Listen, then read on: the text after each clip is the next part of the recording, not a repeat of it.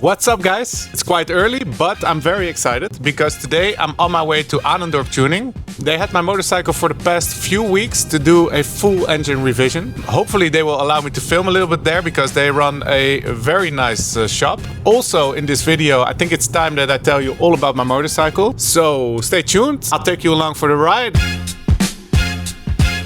In less than a month, my racing season starts. So I want to make sure that everything is right. Mechanically, technically, everything.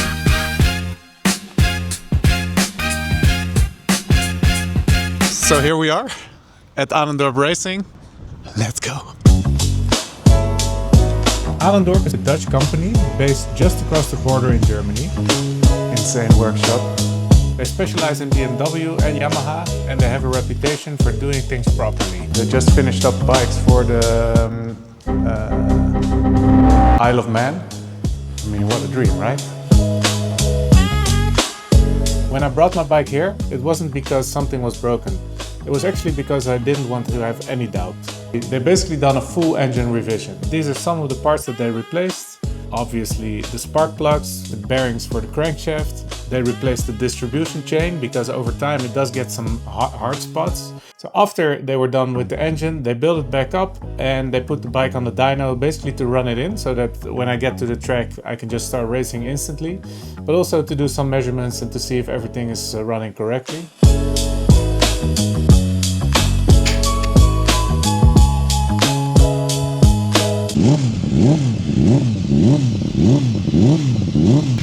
Ah, top. Top, top. Blij mee. Ja, man. Dankjewel, hè. Yo. Bike sounds good. Yes, let's get back to Amsterdam. Yes, guys, the bike is back. One thing I knew for sure after last season misery with the crash, in case you haven't seen the video, go check it out now. I'm going to come back and I'm not going to do it halfway. Last year, one of my friends, he was riding a Ducati. In the Netherlands, we say stekgati. His engine completely seized up. That's fucked up, my brother. So now I know for sure the engine is completely solid.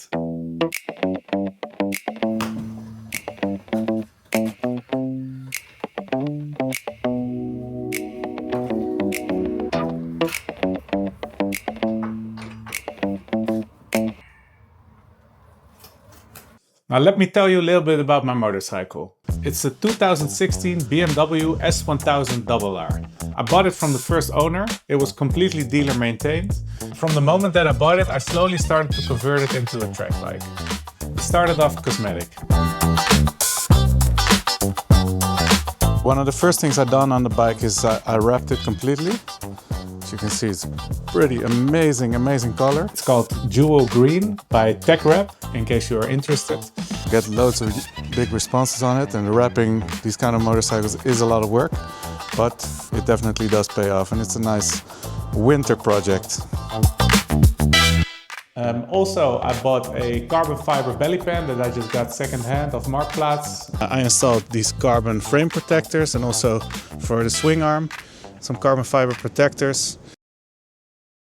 One of the things that I fitted is a tank extender. It's definitely an easy upgrade. It's cheap. I bought it from this popular brand ALI Express. All I need is some kind of fake carbon.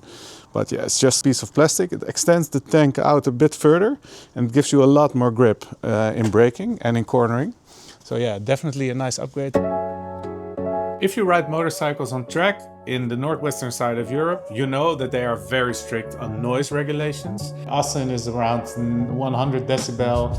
Zandvoort is actually, I don't know what they're doing, but it's 93 decibels. On some tracks, they measure you multiple times per lap. I just got black flagged everywhere, and I mean literally everywhere. It was super annoying, dude. Yes, I know, you can roll off the throttle, short shift a little bit, but quite honestly, it just ruins the flow, it ruins the fun, and perhaps more importantly, it also ruins your lap time. So I got in touch with Mike Veldhuizen. He's a very respected name in the sport, and also he's a true craftsman. He has this amazing workshop and he can build anything. For me, he welded a mid silencer right in the link pipe. So I have basically two silencers in series. And also I mounted an Akrapovic end can based on the M1000RR. I also installed the air filter from MWR because I just wanted to get rid of these black flags forever. So they are known to increase the amount of airflow, but reduce the amount of decibel the intake makes on your bike. And after that, Mike Veldhuizen supplied me with a stage 2 tune on his dyno, and the bike reached close to 200 horsepower on the rear wheel. So that's pretty insane.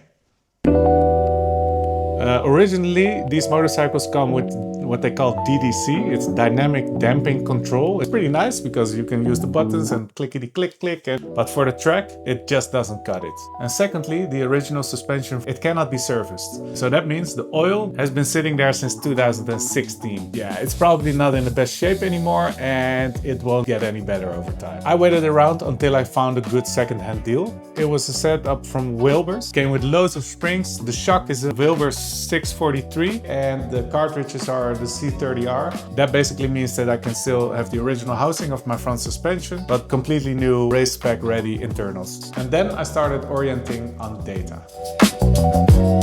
For months I was looking into laptimers. And actually, I really like the laptimers from AIM, the Solo 2 DL, stands for datalogger. You can basically wire it into the harness of your bike, so you get all the ECU data. But since the dash of my motorcycle was a bit dated, I decided to go for a complete dash system. I installed the Alpha Racing dash, it's called the LED Lite. You know, if you don't know Alpha Racing, you have a BMW, you should go check it out. So now I can see my lap times, I can see the sector times, but also I can log throttle position, RPM, lean angle, GPS data, and also in the future I can add additional sensors, tire pressure sensors, brake pressure, suspension travels. It's a whole world that I still need to uncover. So after the crash, I had to replace a few parts. So for the side fairing, I decided to keep the OEM fairing and get a cheap Chinese one. But I did switch to a racing fairing from Tovami for the rear section. The seat compared to what I had last year is a lot higher. It should actually benefit my ability to maneuver the bike from left to right. Most track bikes have a higher seating position. A higher center of gravity helps you tip the bike into corners faster. This already replaced. The entire cluster with the buttons also broke. I decided to fit this I2M button cluster, very nice one. It's a lot more durable. A lot of buttons are programmable completely. It allows me to control the entire display unit, and it has some front and rear buttons to adjust the traction control while I'm riding. And on the right side, I actually fitted a quick action throttle made by Jetprime, fitted with I2M buttons as well. So the quick action throttle is actually something I've been eyeing for a while now. It has a shorter radius to go from 0% throttle to full throttle. Less wrist movement, quicker on the throttle out of corners, and a more precise control.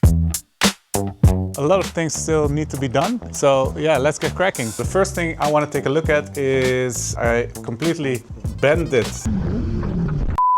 the rear set. I think they were originally made by Gillis. It's a German brand. I reached out to them to ask if they could provide me with any replacement parts, but unfortunately they couldn't. So I've been looking everywhere. I did find one on AliExpress. There seems to be no difference at all. So yeah, I just figured let's just go for it. Try and fit it and see what's up.